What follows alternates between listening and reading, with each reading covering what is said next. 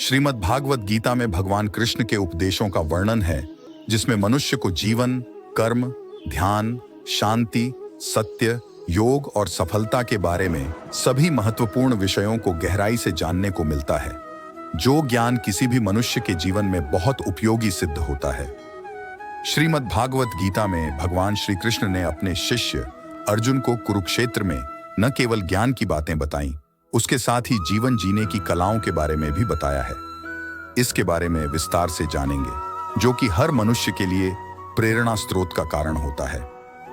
भगवान श्री कृष्ण ने महाभारत युद्ध के दौरान गीता के ये उपदेश अपने प्रिय शिष्य अर्जुन को दिए थे। गीता में दिए उपदेश आज भी उतने ही प्रासंगिक हैं और मनुष्य को जीवन जीने की सही राह दिखाते हैं। श्री कृष्ण के उपदेश हमें धर्म के मार्ग पर चलते हुए अच्छे कर्म करने की शिक्षा देते हैं। भगवान कृष्ण का जन्म मथुरा में हुआ था। उनका बचपन गोकुल, वृंदावन, बरसाना आदि जगहों पर बीता। द्वारिका को उन्होंने अपना निवास स्थान बनाया और सोमनाथ के पास स्थित प्रभास क्षेत्र में उन्होंने देह छोड़ दी। दरअसल भगवान कृष्ण इसी प्रभाव क्षेत्र में अपने कुल का नाश देखकर बहुत व्यथित हो गए थे। वे तभी से वहीं रहने लगे थे। एक दिन वे एक वृक्ष के नीचे विश्राम कर रहे थे, तभी किसी ने उनको हिरण समझकर तीर मार दिया। यह तीर उनके पैरों में जाकर लगा और तभी उन्होंने देह त्यागने का निर्णय ले लिया।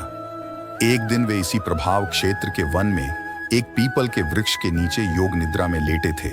तभी जरा नामक एक बहेलिये ने भूलवश उन्हें हिरण समझकर विषयुक्त बाण चला दिया, जो उनके पैर के में जाकर लगा और भगवान श्री कृष्ण ने इसी को बहाना बनाकर देह त्याग दी।